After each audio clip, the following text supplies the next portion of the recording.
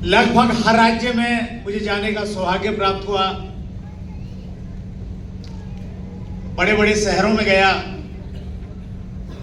लेकिन जब भी मैं वाराणसी में आया, वाराणसी ने हमेशा मुझे बहुत ज्यादा प्रभावित किया है।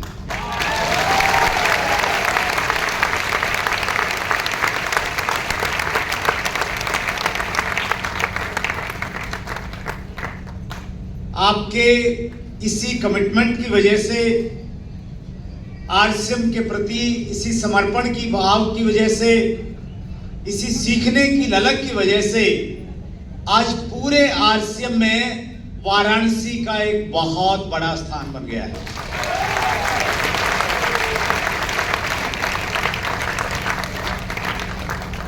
और बहुत सारे साथी जो भी जुड़े नहीं हैं, वो सोच रहे हैं भी हमने तो कुछ किया ही नहीं, अभी नई नेक्स्ट जनरेशन आ रही है। अब आपके माध्यम से और बड़े बड़े कीर्तिमान इसी वाराणसी की धरती से होने वाले हैं। तो आप सबका बहुत बहुत स्वागत है। जब भी किसी व्यक्ति की बहुत ज्यादा तारीफ कर दी जाए तो फिर गलत फहमी होना लाजमी है। जैसे भी सुशील जी के साहब ने तारीफ कर दिया था कि भी दरोगा जी से मिलवाएंगे, तो उन्होंने एक अलग पिक्चर बना ली थी।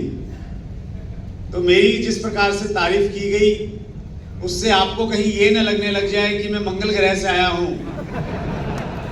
तो ये जरूरी है कि मैं आपकी उस गलतफहमी को दूर करूं, अपना परिचय आपसे दूं। मेरा नाम सुरेंद्र वत्स है और मैं हरियाणा से मेरा संबंध है। जींद एक डिस्ट्रिक्ट है जहां मेरा जन्म हुआ। पिछले 14-15 सालों से मैं दिल्ली में रह रहा हूं। एक मिडिल क्लास फैमिली की मेरी बैकग्राउंड है। मेरे पिताजी सरकारी स्कूल में हिंदी अध्यापक थे, माताजी गृहिणी थी। हम 2 भाई और 3 बहनें हैं। मैंने 1996 में दिल्ली यूनिवर्सिटी से पोस्ट ग्रेजुएशन किया, एमए किया संस्कृत में, और एक प्राइवेट टीचर के रूप में मैंने अपना कैरियर स्टार्ट किया, जहां पे मेरी 1 महीने की तनख्वाह थी मात्र 500 रुपया। कितनी तनख्वाह थी?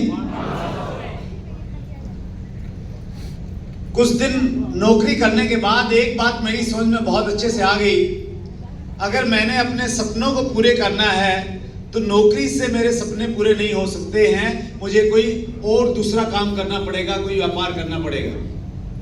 नौकरी करने वाले कुछ लोग हैं हमारे बीच में, मैं देखना चाहता हूं, एक बार हाथ खड़ा करेंगे जो नौकरी करते हैं, सरकारी या प्राइवेट।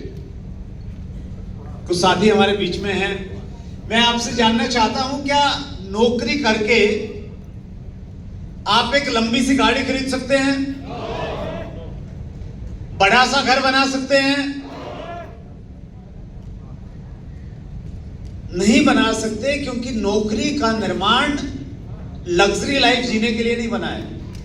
हेलो, नौकरी का डिजाइन इसलिए किया है ताकि हम पूरी जिंदगी पत्नी के ताने सहते रहें और कंप्रोमाइज वाली जिंदगी काटते रहें।